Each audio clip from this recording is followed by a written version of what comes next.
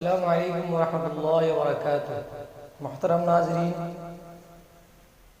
آج بہت اہم سبق ہونے والا ہے جو نہایت ضروری سبق ہے، اور اس سبق کو سمجھنا ہر ایک کے لیے ضروری ہے۔ تو وہ ہے ٹھہرنے کے قاعدے۔ ٹھہرنے کے قاعدے، کون سی جگہ پہ ہمیں ساکن کرنا ہے، کون سی جگہ پہ لف مدہ بنانا ہے، کس کو کس حال میں چھوڑنا ہے، کس کو ہائے ساکنہ بنانا ہے، ان چیزوں کے بارے میں بتایا جائے گا۔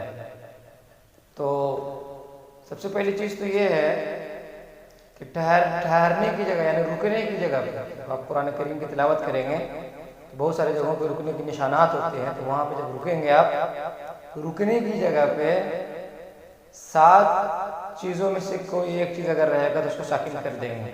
کسی بھی حرف کے اوپر میں 7 چیزوں میں سے کوئی ایک چیز رہے گا تو اس کو ساکن کر دیں گے۔ پہلی چیز تو یہ سمجھیے کہ حرکت 3 طرح کے ہوتے ہیں: زبر، زیر، پیش، کھڑا زبر، کھڑی زیر، الٹا پیش، 2 زبر، 2 زیر، 2 پیش۔ تو 3 3 9 ہو گئے۔ زبر، زیر، پیش، 3 در ہو گئے، اور کھڑا زبر بھی زبر یعنی اوپر، تو 9 ہو گئے۔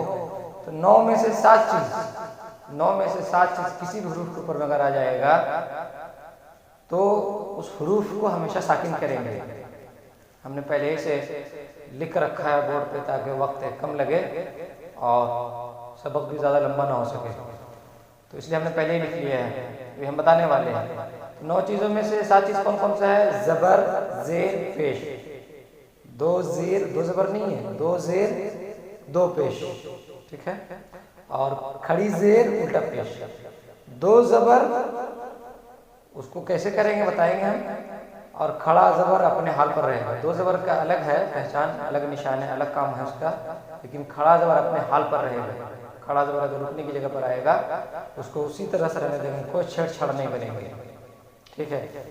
اب زبر، زیر، پیش 3، 2 زیر، 2 پیش 5، کھڑی زیر اور الٹا پیش 7۔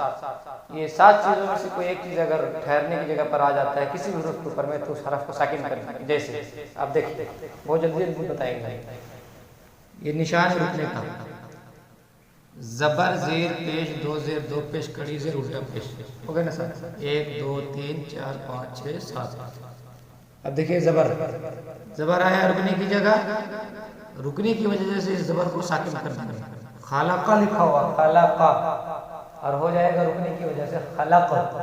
ہم نے بہت سارا قاعدہ پیچھے بتایا ہے سبق میں، کئی بار ہم نے کہا ہے یہ رکیں گے تو یہ ہو جائے گا، ٹھہریں گے تو ایسا کریں گے، ٹھہریں گے تو ایسا ہونا چاہیے۔ تو وہی چیز رکنا، رکنے کے اور بھی نشانات ہیں، بتائیں گے اس کے بعد میں ہم۔ تو یہ رکنے کی نشان ہے، زبر ہے، اس کو ساکن کر دیں گے۔ ہم نے بتایا 7 چیزوں میں سے جو بھی رہے گا اس کو ساکن کریں گے۔ آپ دیکھتے ہیں زبر ہے، نیچے میں ساکن کے ساتھ بھی لکھا ہے۔ قلمی، زیر ہے، ٹھہرنے کی نشان ہے بغل میں، قلم۔ پیش ہے، ٹھہرنے کے نشان ہے بغل میں، ساکن کر دیں گے۔ امور سے امور، 2 زیر ہے، ساکن ہے بغل میں، ٹھیک ہے؟ یہ رکنے کی جگہ ہے، ساکن کر دیں گے۔ مشہودین سے مشہود، دیکھیے 2 پیش ہے نا، 2 زیر، 2 پیش، 2 زیر بھی آگے یہاں اور 2 پیش آگے ہیں۔ مرقومن سے رکنے کی وجہ، رکنے کی نشان ہے مرقوم۔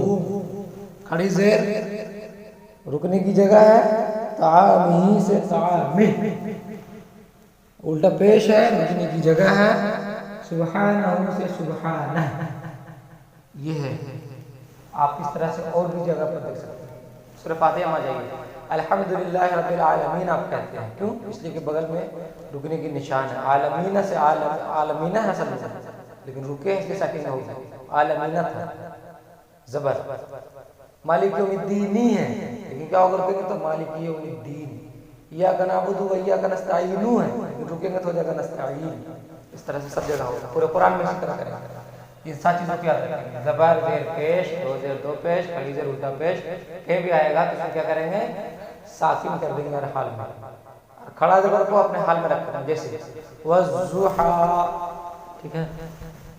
واللیل اذا سجا، کھڑا زبر ہے، یہ لکھ کے بتاتے ہیں۔ اور 2 زبر کا کام کیا ہے؟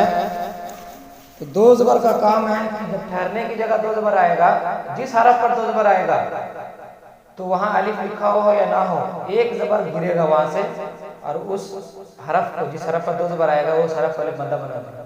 الف ہو یا نہ ہو وہ الف مدہ بن جائے گا، الف مدہ بنا کر کے پڑھیں گے۔ پہلے کھڑا زبر دیکھیے، کھڑا زبر تو اپنے حال میں رہنے دینا ہے۔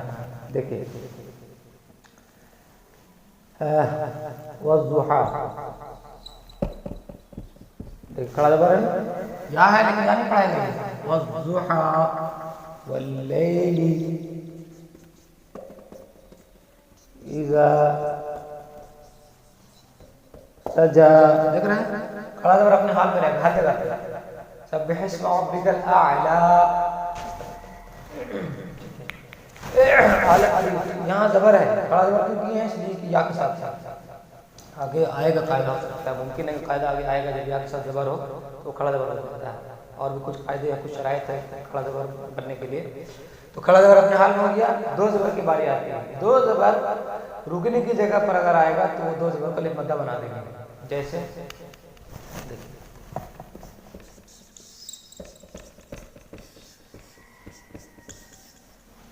دیکھ رہے ہیں اعمالن، کیا ہو جائے گا؟ اعمالا، ایک زبر گر جائے گا، الف ہو یا نہ ہو ایک زبر گر جائے گا۔ اور دیکھیے حسنن،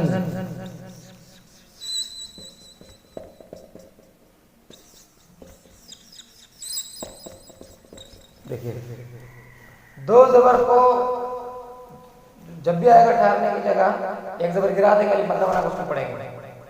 اب والنازعات غرقا ہے نا، جیسے وہ سورہ اس میں بہت زیادہ ملے گئی ہے والا مثال۔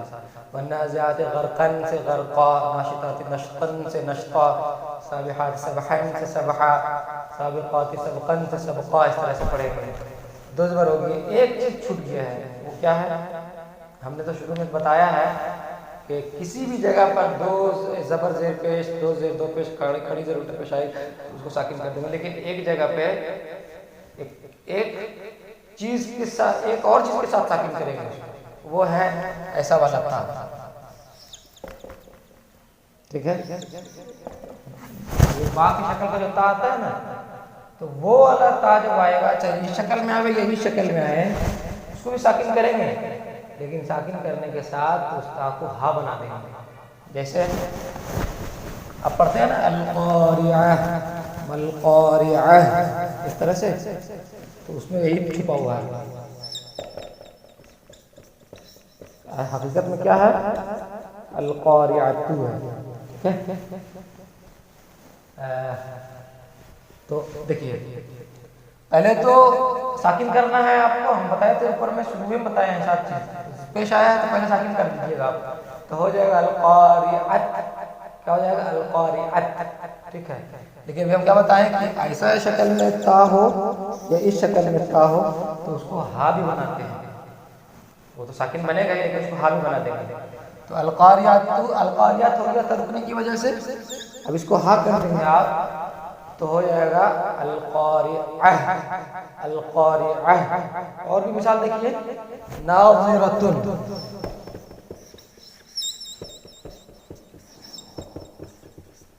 رک جائیں گے، اس کو آپ پہلے ساکن کریں گے تو ہو جائے گا ناظرۃ، اب اس کو ہا بنا دیں ہو جائے گا ناظرہ، اس طرح ہو جائے گا،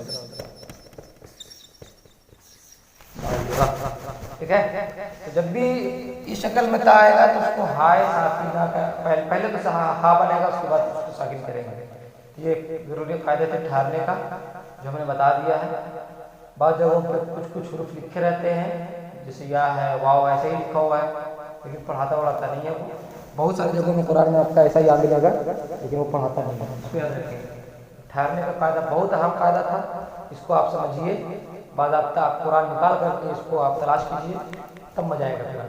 اب اس کے بعد جو سبق شروع ہونے والا ہے وہ ہے نون ساکن اور تنوین کے قاعدے، میم ساکن کے قاعدے اور مد کے قاعدے، بس یہی ضروری قاعدے ہیں۔